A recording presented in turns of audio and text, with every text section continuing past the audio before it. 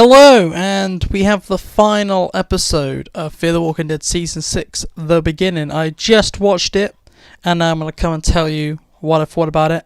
And this episode, I like this episode because it has everyone in this episode, so the episode is literally in every one episode. Doesn't matter who's on the front of the card, which is Teddy.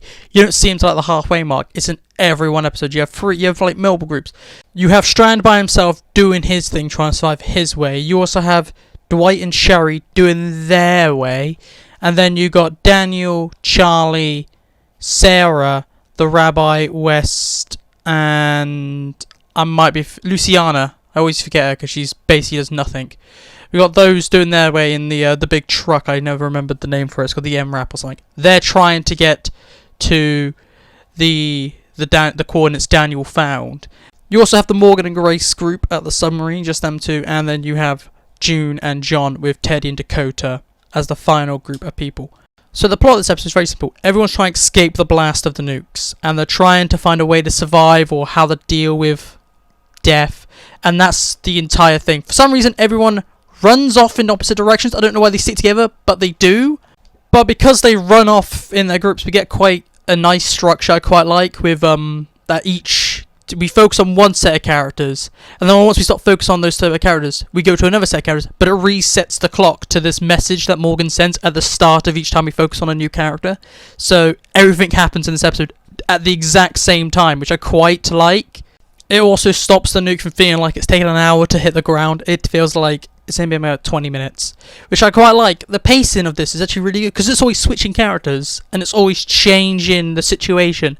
It never stays on one thing for a very long time, which is quite nice. I will be talking about some like minor spoilers, but I'm going to talk about it just because I liked these things. I like the scene that Morgan and Grace had. Like, they finally like admitted that they liked each other, and you're like, oh, it took 2 near-death experiences to do that, but they finally did it, which is really good. It was very emotional. I was like, yep, that was a good moment.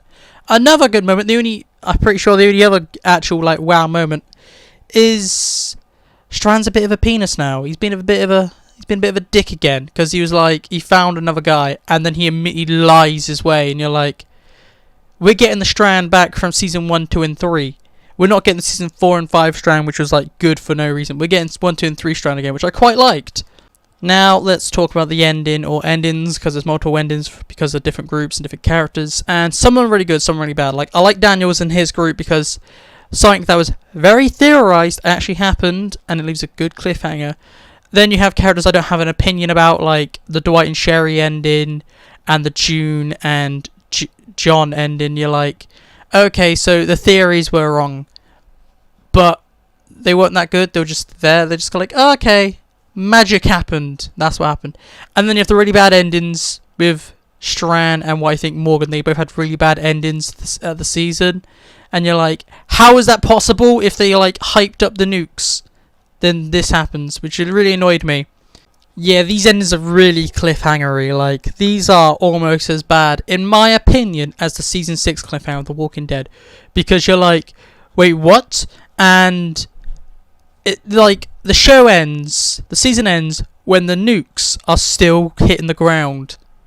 And you're like, okay, so we only see the initial blast at the end of the episode. So, get another cliffhanger. Enjoy that. I did enjoy that. I like at the end of the season, there'll be a new cliffhanger, not a massive cliffhanger like this, okay? Like, a good cliffhanger would be the Star Trek Best of Both Worlds cliffhanger from Star Trek The Next Generation. That was a good one because it was shocking, it was fulfilling, and it was like, wow, this is like, I'm scratching my head, I don't know what just happened. It felt very abrupt at how it ended, and it wasn't very good. I was like, really? Wow. I have no clue what happened. I have too many questions, but none of the questions are good. It just left me unfulfilled, this cliffhanger did. And if you're expecting big deaths in this episode, well, you're wrong, okay? There's a couple of fake-out deaths, which really annoys me, because I hate them. That's why I hate episode 16 of season 10 of The Walking Dead, because of all the fake-out deaths.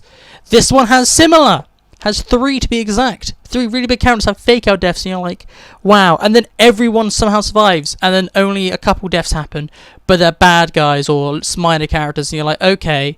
There's only one satisfying death in this, and it's really good. I don't know how other people didn't get that death, but that's it. that was the season done. If I had to say one overall word of this episode, I would say this episode's disappointing. It's a good episode, but it's disappointing for what was built up, how it was built up in the previous episodes. This episode is slightly disappointing. What do you think of this episode? Please tell me. Talk to you later.